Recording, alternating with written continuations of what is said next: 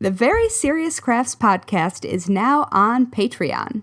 Head on over to patreon.com/seriouscrafts to support our podcast and get early access to episodes, find out about our unfiltered Patreon-only off-week episodes, and more.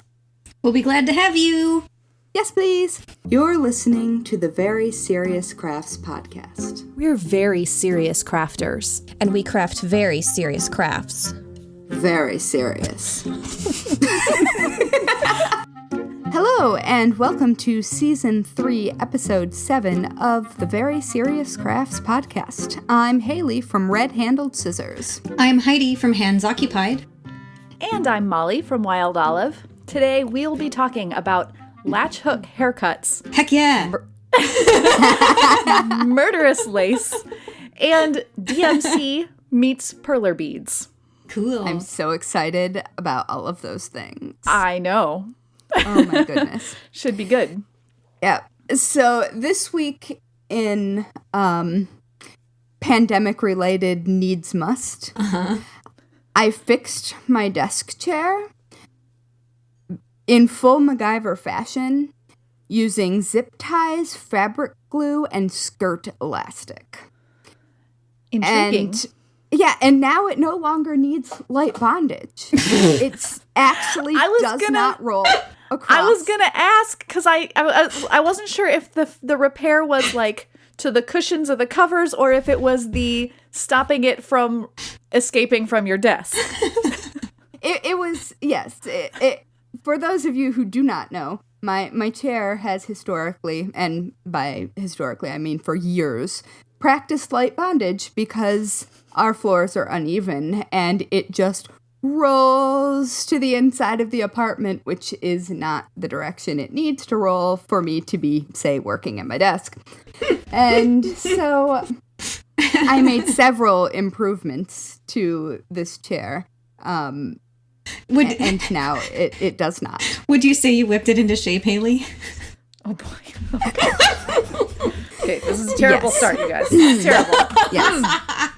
I was gonna make a dominatrix joke and won't. So, anyway, yeah, I am definitely the boss around here. Okay. This was not the conversation topic I was expecting. No. Really, I wasn't either. I was going to make cute MacGyver jokes. But we've all been locked inside for a really long time, so there you go. That is so true. So okay. true. Well, on a more wholesome note, I had trail mix for breakfast because no rules. It's a pandemic. That sounds great. All right, I'm done. Well, on a more wholesome note, come on, it was very wholesome, all consensual. Well, Ed and I, my husband and I finished our move last week. And if you've been listening since last season, thank goodness. It's been we were on the market for 6.5 months with our place that we were selling. It's closed, hallelujah, etc. Feeling great, very grateful. But the thing that I hadn't totally realized was happening was like a humongous percentage of my like brain processing space was being wasted just dedicated to anxiety about moving and all that junk. Right. And so the nice thing about that is when you have the moment a few days after all that stress ends, when you're like, oh, I have ideas for projects again. Yes. So it's been very exciting for someone with a brain prone to depression. Mm-hmm. Yeah. We relate. Yeah. Especially right after finishing the book when you're like a big project, when you're like, oh my goodness, I can't do anything. I used all my juice. All of it. No, I am so excited for you because that has been happening for so long. It's so boring too. Like it's so boring. Yeah. Nobody cares. It's stressful, but it's not even terribly engaging. And it's time consuming. Yes. Yeah. Yep. Yeah. Very grateful though. I'm very so paperwork done and dusted. Yep. Done and dusted. Had to go to a skyscraper, but I masked up and it'll be fine. Yes, it will be fine. Yep. I'm that yuck. Yeah. Sorry. Anyway. Well, I don't really have anything particularly exciting like that going on. I don't have chairs that are into weird things, and I'm not moving. But the other day, one of our listeners, Connie, was mentioning that I think she said she was at work, and all of a sudden her phone started playing our podcast. You guys saw this, but yes, she said that it would just randomly played, but it was really loud, and I was the opening speaker little Patreon mention, and she said I started basically yelling at her, but to the point where it startled her, and she turned around and was like, "Mollie," I was gonna be in the room, and.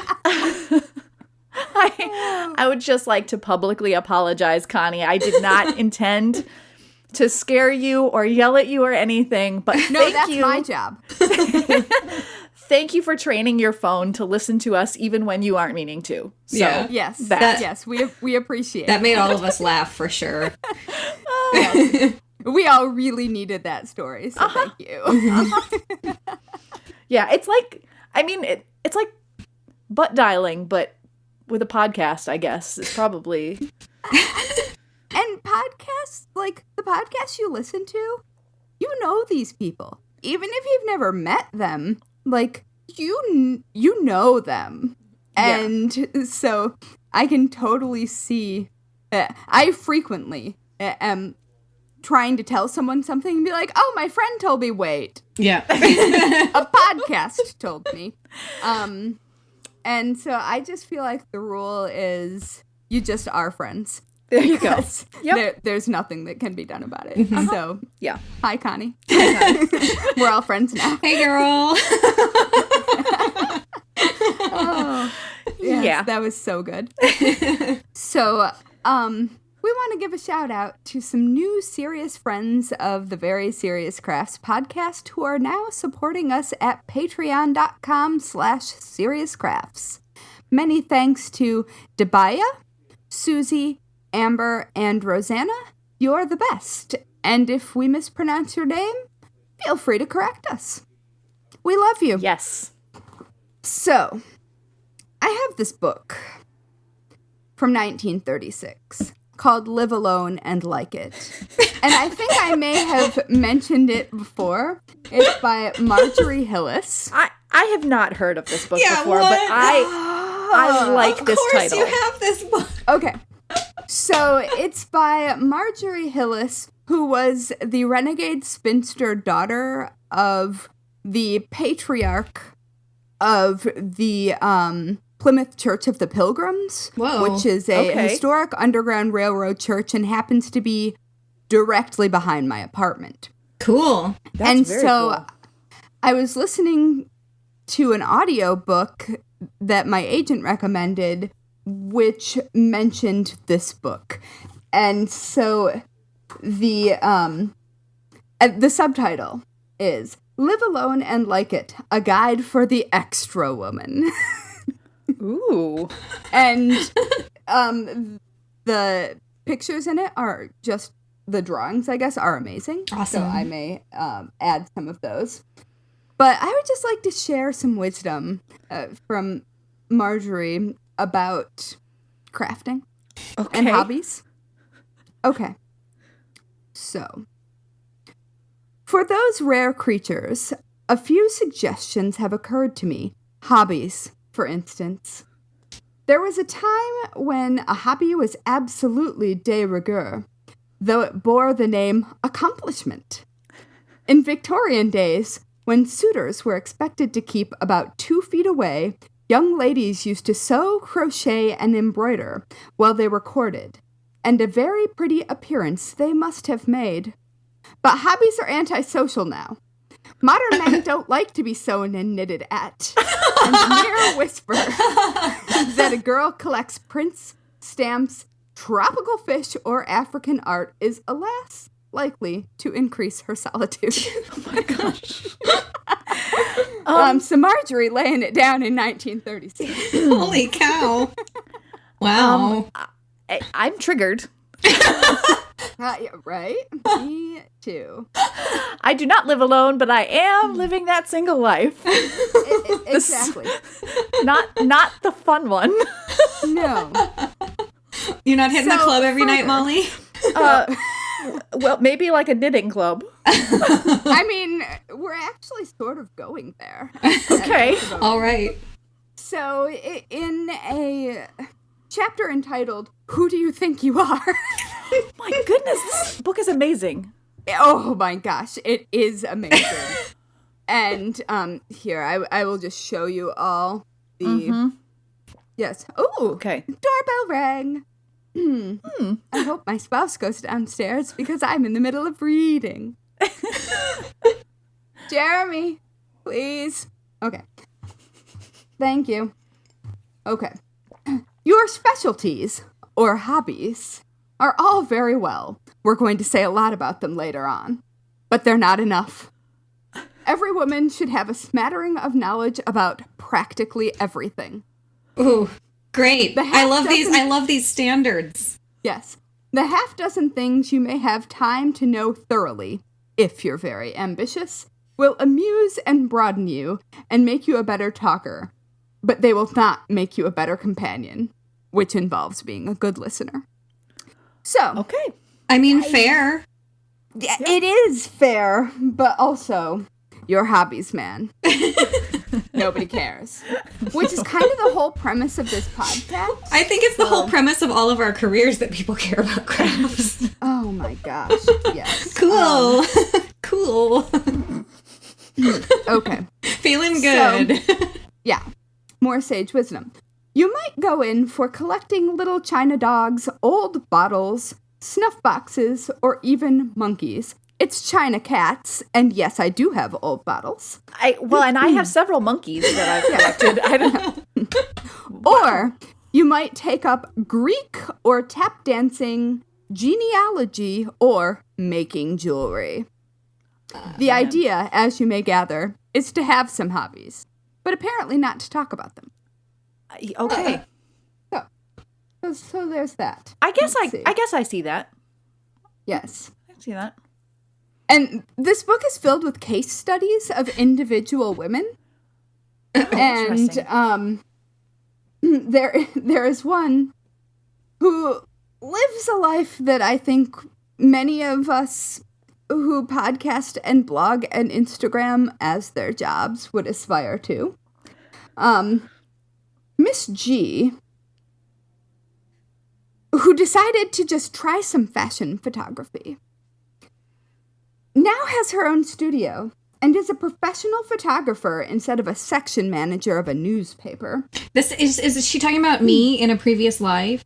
Yes. Okay. She has doubled her acquaintance and tripled her salary. Oh, no, definitely not talking about me. Nope. Yeah. But far more important than this, her work makes it necessary for her to keep up on modern art, theaters, clothes, and anything else that comes into her field. She is now far more interested and far more interesting than ever before. That is true. Yeah, so I feel like mixed messages are truly being sent. I think all I'm hearing is women can't win, but I don't need to jump on that soapbox immediately.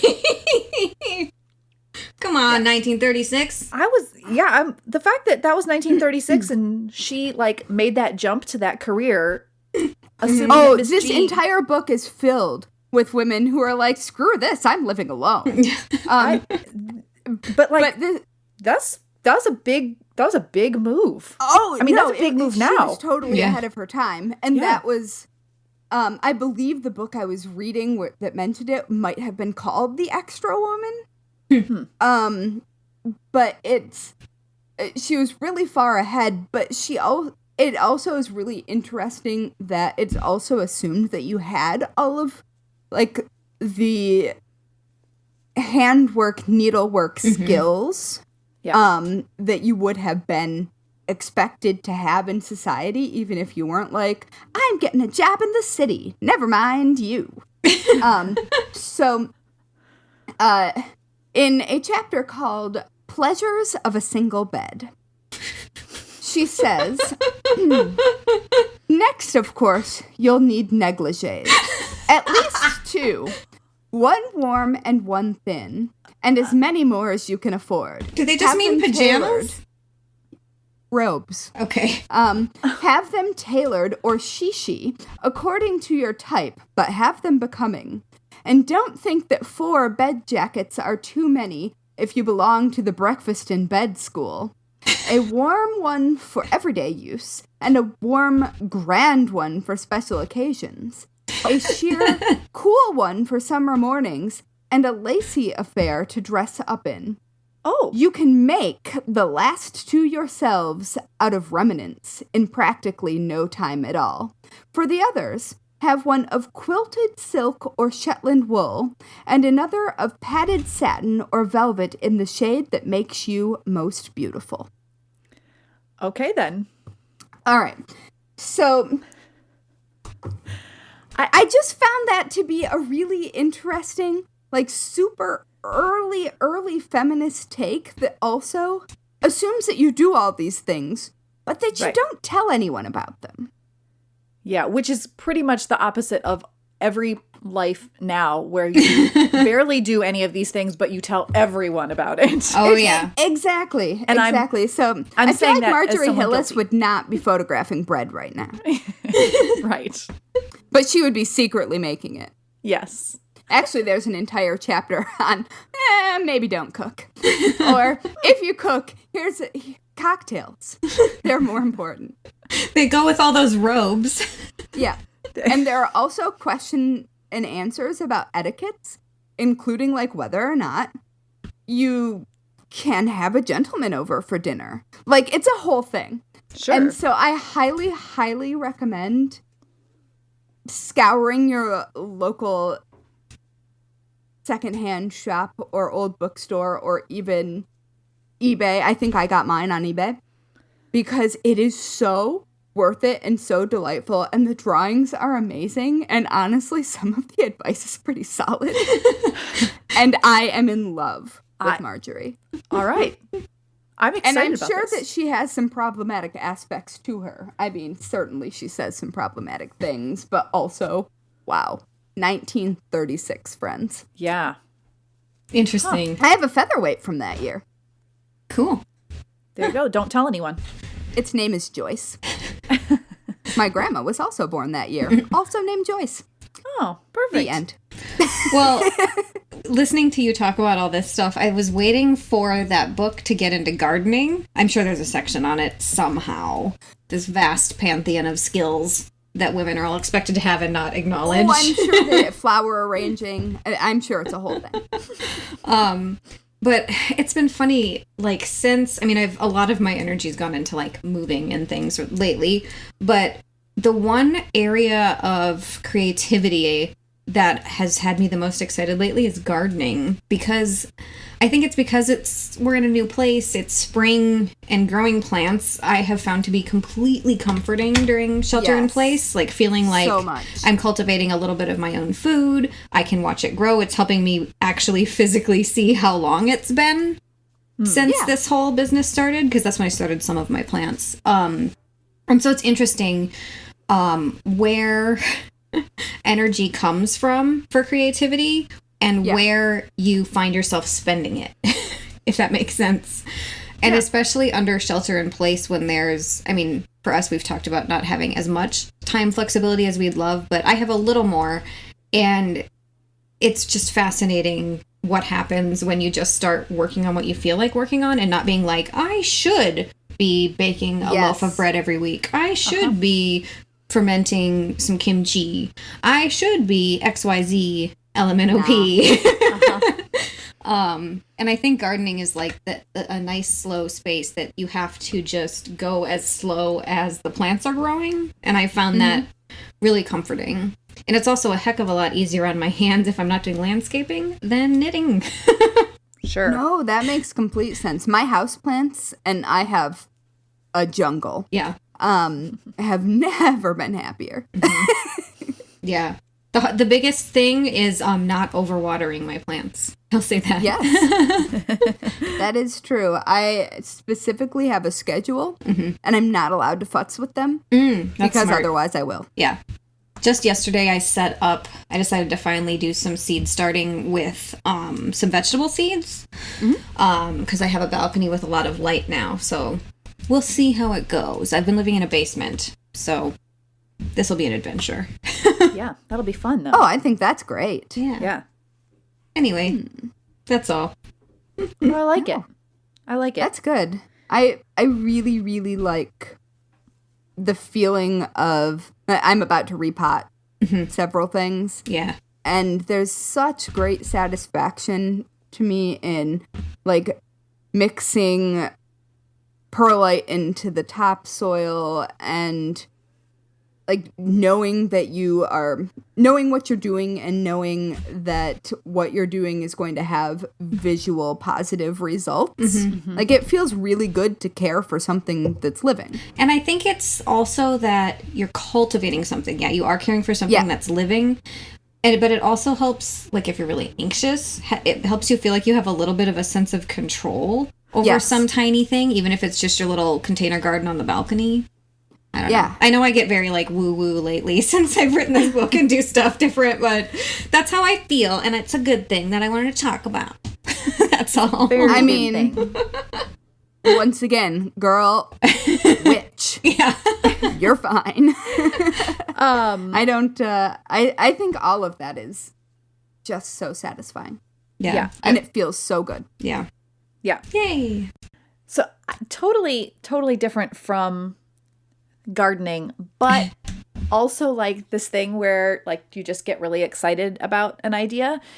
So, you know, we've talked about how the podcast came about because Haley said there should be a podcast like this. And I was like, yeah, let's do it. Because Haley complained.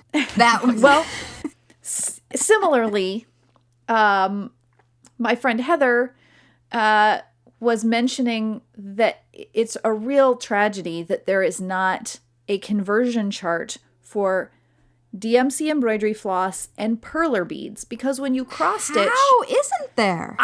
Right? You would think that there would be. She looked everywhere, and I trust her for that. She was like, there really should be. So I was like, well, yeah, there should be, because perler bead charts or patterns or whatever, and cross-stitch charts or patterns, they work so well together. They're so, they work on a grid. Well, they're essentially the same thing. Exactly. And she was looking to take a perler bead pattern and make a cross-stitched bookmark from it. And, you know, she worked it all out, but thought it would just be really handy if there was just a chart for this. And I said, yeah, there should be. That would be fun to do. As you pull out your card. Exactly. So guess what I started? Yay! I love that. It's early days for this right now. But my here's some of the elements that go into this for me. First of all, if you want to accurately make a conversion chart, you probably should have the colors, like the actual things in front of you, not just working on a screen, right? That means that I should own every single color of perler bead. I'm okay on the embroidery floss, but that means I need every color of perler bead. That seems difficult. A lot already. Yeah, I have a lot already. Someone else mentioned that it would also be very helpful to have the Hama bead colors in with it. This becomes a little harder to get the actual colors because I can't just... Hama beads are not so much a U.S. thing anymore. Yeah. You know, I used to have them, but... So that's... I start with that. Then we get into some things where perler beads have, like, your standard version, and then you have the pearlescent version. Whoa. Do I chart pearlescent as regular colors, like have them like read as a regular DMC color? Because I don't think you'd want to swap in a metallic there always. I don't know. You could do your best. You could do your best suggestion and like have a note about it for that section of the chart. And then there's like, I mean, aren't there though like different sheens? Like I would think the pearlescent would be more a silk shade. Yeah, like a satin thread. I don't know if the colors will match up that way. So, you know, you get into some debate on that. And then they have, perler beads also have these like striped ones where it's more than one color. And I envision those are cool. Yeah. I Sorry. envision swapping those in for like color I didn't know variations. that. Yeah, they're cool. I think that in terms of like when you like make stuff with them, you can't just like swap them in for, you know, in any place on a perler bead project because it gets very busy.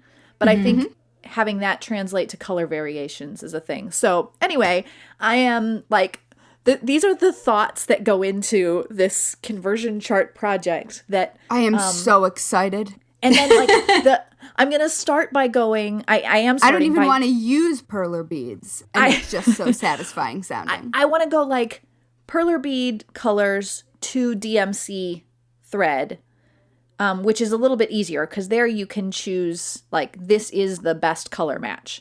But then if you wanted to go, I think that's smart. Right, if you wanted to go DMC colors where there's more of them to perler beads, you'd need to go like for these like 6 colors, here's the one perler bead color that's the best match. But yeah, so I'm gonna be working this both ways, and this could be the biggest craziest thing that I've ever decided is a good idea. You but should I think, just have it be a resource page on your website. Too. Yeah, I know. Once you do that work. Yeah, I think that it's, you know, it's one of those things that is I think there's going to be people looking for it. As soon as I mentioned it, even just a little bit, I had multiple people saying, "Oh, I hope this is what I think it is." Like when I just sort of hinted at it. So, but then You should make swatches with like the actual floss and the perler bead. that sounds like a very easy and quick idea, but a cool one. Have I ever been known to be easy and quick about anything? no. No, I was gonna actually say, this reminds me of the discussion of stitch aspect ratio in knitting charts. Yes. And I love it. It's not my like number one needlecraft area, as everyone knows. But I'm very excited when we have these incredibly specific things that we're like, but we have to do it correctly because the internet's counting on us. I know. I mean, I will say that I have used someone who I can't even trace it back to the original creator because it's bounced so many places. But there's a CSS sheet of hex codes for like Illustrator design, like color codes to DMC, or the other way around. Yeah.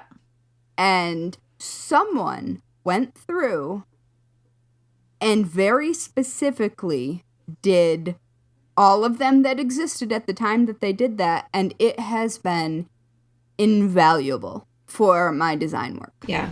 Yeah. I feel like those resource guides are like more where I'm interested in putting stuff out for free on the internet. Like if I'm just going to build a huge thing and put a ton of time into it because I want to have the guide to like Latch hook that exists, that's just like, this is how it's done, no one else has this anywhere. I feel like way more enthusiasm for putting together something boring like that for the craft community than just another blog post with a pattern.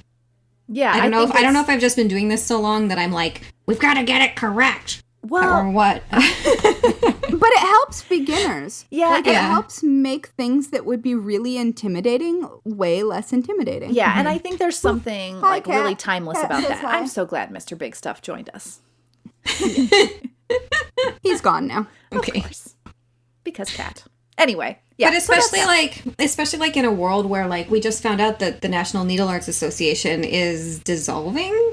Yeah. And like the Craft Yarn Council still exists, so that's great because they have published pattern standards for knit and crochet, but like Which is great. they don't yet include brioche. I still don't understand why that is, but I don't know anything about the logistics of putting that together. I'm sure it's time consuming and laborious. Anyway, I'm sure. But like Yes. in a world where, you know, the economy is really uncertain coming up, like I think it's even more important for people who actually know what the standards are like at a publishing level to Yeah. like put stuff out like that. Yeah. It's just I time agree. consuming. Yeah.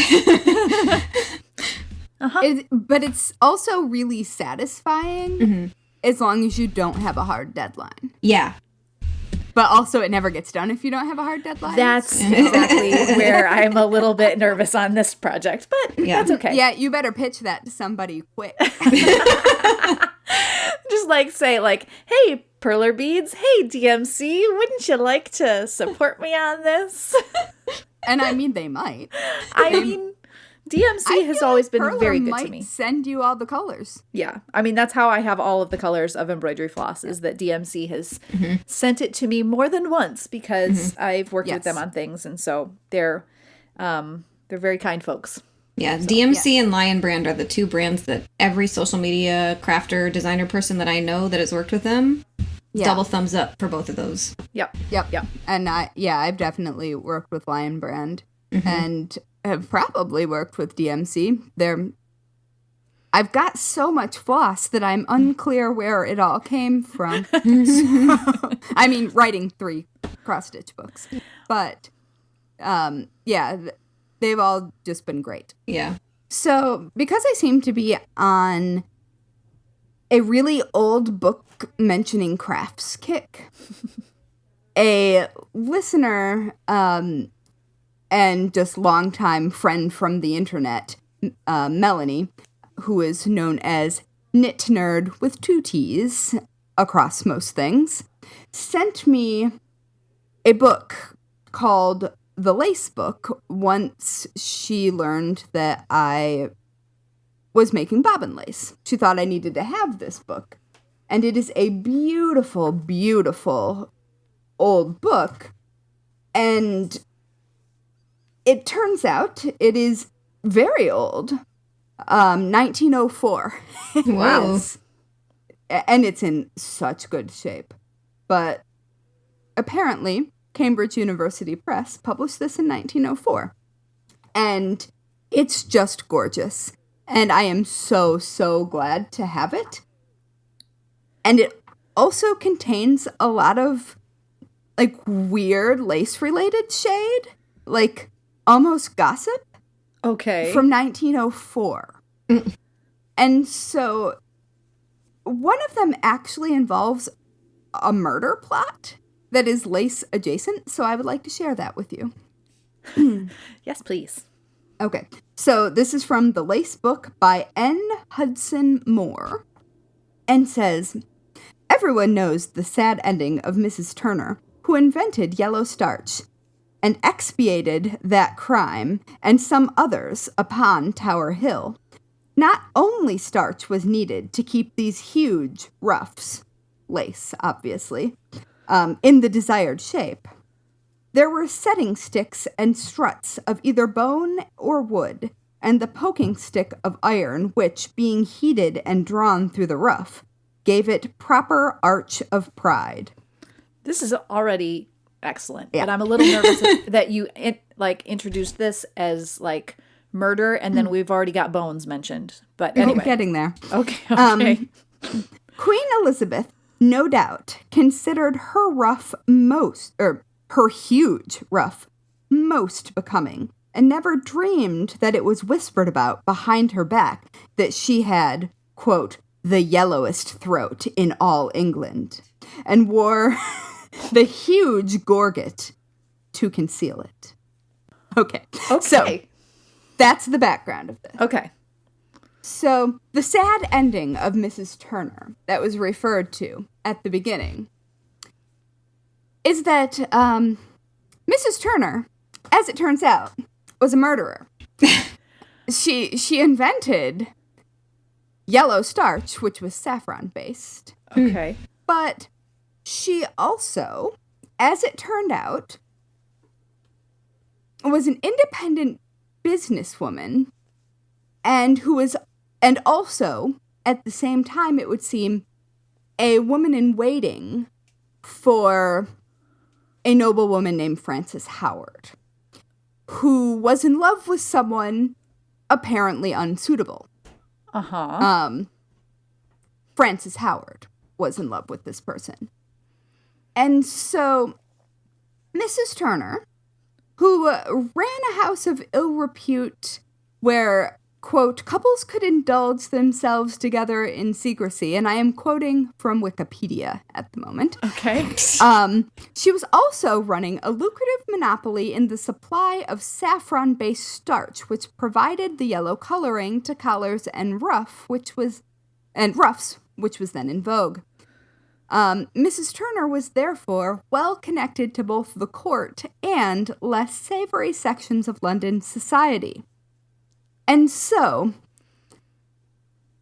when the woman that she was lady-in-waiting for really wanted to marry this unsuitable gentleman, and a man named Sir Thomas Overbury disapproved of the match, and apparently he was in charge. Okay. I don't know. Mrs. Turner procured love potions for Mr. Carr, who is the object of her lady's desire, and also a range of poisons, including arsenic and cantharides and sublimate of mercury for Overbury from an apothecary. And those poisons were then included in a selection of tarts and jellies. And alas, this poor woman who was the inventor of yellow starch was then put to death. Oh, man. In the tower. Okay. But, I mean, literally, this was like an arsenic and old lace moment that she was having in there. Literally. And then... Yep. Huh. Yep. So she was hanged on the 15th of November, 1615. And her hangman, not by coincidence, also wore bands and cuffs of the same color. Oh, that's dark. So, yeah. Anyway. Wow. Okay, well, then. I gave my husband a haircut. I mean, better than a hanging. Yeah, okay. I don't know what else to say. And I would say, depending on how well that haircut went, you should be careful about the jams and jellies. Yeah. Oh, yeah. Well, so, about this haircut. yeah. Best transition ever? Heck yes. Yeah. Yeah, so I gave my husband a haircut because it had been for him about 8 weeks or so. And I need a haircut. All of his little gray hairs around his hairline were all frizzed out, and I was like, honey, I'm really good with scissors. Like, I'm pretty sure I can handle this. Honey, I'm really good with scissors. You might even say it's my job, spouse. Anyway, and it turned out that writing that Latch hook book this year was useful because I did a lot of pieces working in 3 dimensions. So basically, Latch hooks, since they're just rugs, it's kind of like making a wig and then styling it. There you go. And so that's what I did with Ed. I trimmed his neck, and then with just regular like hair cutting shears that I keep around for trimming my bangs, I evened out them too. I evened out the little like cliff that was created by the clippers. Nice. Yeah. So I officially, I guess I have to take back my "what kind of prenatal vitamins are you on that you need a haircut during COVID" statement from a couple episodes ago. I would just like to say that my bangs now hang over the top of my glasses. Yeah. I mean, like, I'm full on, like, I've got like a bun in my hair now. And my hair does fit in a ponytail Yeah. at the moment. Like, it's drastic over here. To be fair, Heidi, that statement was like just only like a couple weeks into shelter in place. So now it's a little different. It is a little different. I did actually need a haircut at that point. Yeah.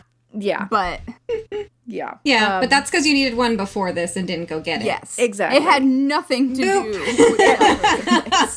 It had everything to do with my bad timing in haircuts. Yes. Oh my Same. goodness, that's really funny. The only thing I'll say about my hair is, boy, am I glad that I am a natural blonde who just gets partial highlights, because my hair can grow out and not look nuts. Yes, I also feel really good that the only part that I dye is a blue or green streak, which needs to be rebleached at the moment. And I have supplies for that. But there's no... I ignore it until it gets so long that maybe it doesn't quite exist anymore, and then I do it again. Sure. Well, I cut my hair into a shag, like, at the beginning of the year, so I'm kind of like, I think it's supposed to look like this. It's clean, I don't know. That's me. I mean, shags don't have rules. Yeah. So I think you're fine. Yeah. It's much more forgiving than the bob. Sorry, I'm rambling now. Yeah. Well, that's the thing is you're telling me. Yeah, my bob is now bob. just... Yeah. I mean, I wore pigtails the other day because why not? Yeah. No rules. Yeah, exactly. Oh, well. It's fine. Oh, well. Yeah. Oh, my goodness. I'm getting real good at French braiding. I'll save that for a future episode. Nice. You know, I can French braid, but I have to figure it out from scratch every time. It's hard. Yeah. And I don't know why I can't just learn how to do it. And I don't do it right. I can just figure out a way to make it happen. Well, you need the Klutz book of Yeah. hair or whatever, because that's how I learned. Yep, same. But except for the couple of years in New York when I couldn't afford a haircut and then had butt-length hair, I have always had a bob. Yeah. I mean, a bob or a shaved head, I guess, because I shaved my head a couple times in college. So I've always had short hair. There was never... Yeah. Yeah. Yeah. But you're right. I do need that book. I wonder if it still exists. Braids and bows. There you go. Oh. I think I might have to order one of these on for $1 on a used book site before an episode where I just talk about how much I'm into hair braiding. Yeah, because it came with I'm a whole here for kit it. for making bows like and stuff. scrunchies or Yep. I vividly remember the one where it came with clear plastic because it was the 90s and you had to they looked like bows you would tie with ribbon, but they were clear and you just fill them with beads. I 100% made those. Okay, absolutely. I'm just going to have to do a whole 90s deep dive into Klutz books because that's my wheelhouse. I am here for that. Yeah. Yep. I also had a bunch of them. Mm-hmm. Yep. Jewelry making. I had the jewelry making one with crystals, gemstones. Those were so Not that good. that surprises anyone. No. Honestly, I think that Klutz books are why I became a craft blogger. That would not surprise me at all. Yeah, I could look at these braid books all day. Mm-hmm. Sorry. Yeah. We've gone on a full tangent now, so We have, but it's a good one, I like our and tangent. it's gonna have to come back for a whole episode, or at least a chunk of an episode. I'm gonna just call the wayshed since they're closed and be like, how many Klutz books do you have on your shelves? I'll pay you $20 for all of them. Yes, please do. Yeah. I am so into this. So, I did something that I don't usually do, and this might sound weird because I co-host a podcast, but I don't normally listen to podcasts. That is because I do not live alone and like it. I live with a whole lot of people. Well, neither do I. It's difficult for me to listen to podcasts because they're constantly interrupted by people who need something, or I'm working on things where I can't be listening. Like if I'm writing, I can't listen to a podcast, right? Right. Yeah. So I don't listen to podcasts generally. But when I found out that Mel Gedroych, who was one of the original hosts of the Great British Bake Off, when I found out that she started a quilting podcast called Mel G is Quilting, I lost it. And I was like, I must listen to this. So I've been listening to that, and I'm putting this in at the end of this podcast because I don't want anyone to leave this episode and immediately go start listening to Mel. But if you ever watched The Great British Bake Off, you immediately flash back. You can picture her because her voice is so soothing, and she co-hosts it with a guy named Andy Bush, who I wasn't familiar with before this, but he also seems super charming, really enjoyable to listen to. And the entire idea of this podcast is they are making a quilt together. They are doing English paper piecing squares, and they're she's done a little bit of quilting. He really hasn't so much. And they're following along with a book that is kind of like their guide to this. And that's adorable. It is. It's really, really sweet. And it's soothing to listen to. And the only thing is, it's also they're funny. They're very funny. Yeah. The only thing is, and I want to be cautious in how I say this, because truth be told, I would be delighted. I would be so fangirly if Mel ever listened to this podcast. Yes. I don't expect that would happen. But, hey, it could. In a weird She might be a very serious crafter. She's got a quilting podcast. Yeah, exactly. Yeah, you never know. You never know. Hi. So, yeah. We like you. Mel, I absolutely love you. Andy, you seem great as well. But here's the thing, as I listen to this as a, quote, very serious crafter, there's times when I, tense up. And because, they're doing things where I'm like, oh, what are you doing? Why is this happening? And because they're learning things as they go, and they're making an English paper piecing quilt, but they're using a variety of fabrics from shirts and bags and things. And there's times when I'm like, oh no, this is not going to go well for you. And I'm going, stop, you're going to have a problem. And using velvet and faux leather and there are some quilts like that at the American Folk Art Museum, and I know if you think about soldier quilts, and crazy quilts often would use those. I hate them.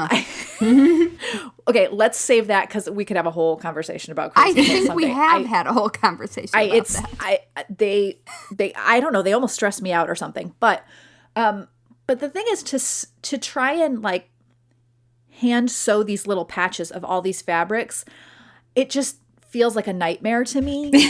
And at times you hear them experiencing that where they're like, oh, this is actually really difficult. And yeah, there's a reason why people often use, say, quote, quilting cotton to make quilts because it's easier. Yeah. But it's... I'm telling you. I kind of love hearing it in real time, though. It is. Hearing the process of someone learning in real time. Yeah.